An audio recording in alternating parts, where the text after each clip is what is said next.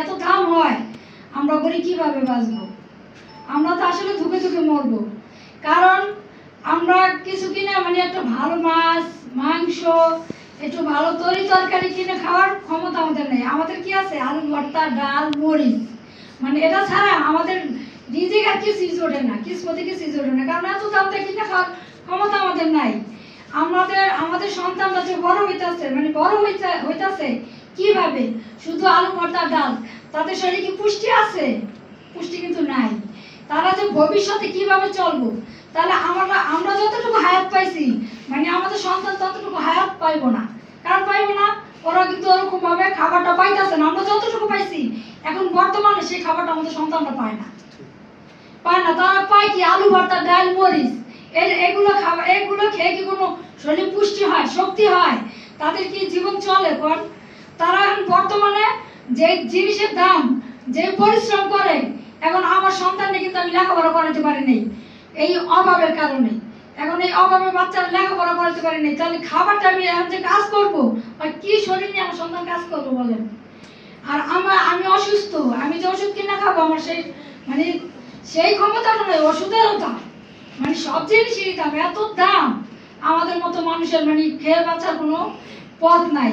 তো আমি চাই যে দ্রব্যমূল্যের দাম, আমাদের সরকার যেন দ্রব্যমূল্যের দাম কমায় দেয়। কারণ ওই যে আওয়ামী লীগ ওনারা খাইতেছে, তো আলুই খাইতেছে, আলু চায় হারা, আলু পেট ধরে না, আর যত খাইবো তত এগুলো লাগবো। আর বিএনপি কইতাছে, বিএনপি তো খাইয়া গেছে, আবার খাইব, কিন্তু আরো খাইতে চায়। কিন্তু এভাবে বলে তো আমগো গরিবের দিকে কে তাকাইব? কোন আমগো দিকে তাকানোর কোনো মানুষ আছে? তো আমি দেখতেছি আমাদের সমাজের জন্য, আমাদের গরিবের জন্য, আমাদের জন্য এই নতুন ধারা বাংলাদেশ, শুধুমাত্র একমাত্র এই নতুন ধারা বাংলাদেশই আমাদের পাশে আছে। আর আমি চাই আমাদের পাশে আছে, আমরা যতটুকু আগাইতে পারবো। যদি এরকম যদি আওয়ামী লীগ বিএনপি সব যদি আমাদের মোমিন ভাইয়ের মতো এবং নতুন ধারার মতো যদি আগায় আসতো, তাহলে ইনশাল্লাহ আমরা আরো ভালোভাবে একটু ভালো মতো চলতে পারতাম। একটু ভালো মাংস না খাইতে পারতাম, কিছু মাছ তো খাইতে, গুঁড়া মাছ তো কিনা খাইতে পারতাম।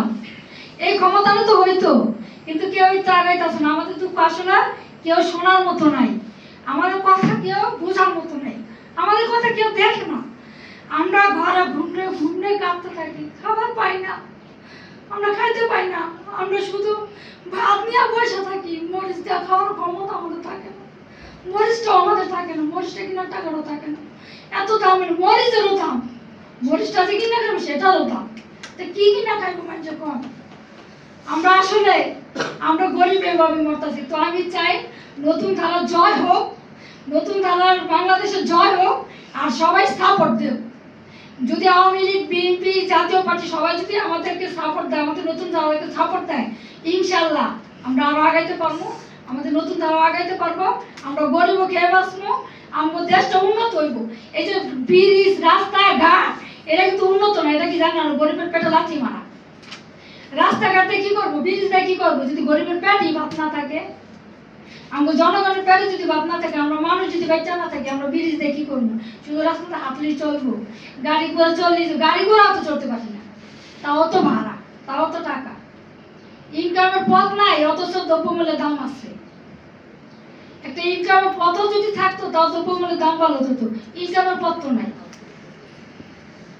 তো এইভাবে দ্রব্যমূল্যের দাম যদি বাড়ে, আর দিনে দিন বাড়তি আছে, এত বাড়লে তো আমরা আঙ্গু মতো গরিব, শুধু আমি বললাম না, আরো মানুষ আছে। দেখেন রাস্তায় বেরোলে আপনারা দেখতে পাইবেন, হাঁটেন, দেখেন যে কত মানুষ আসলে না খাওয়া পয়রা রয়েছে।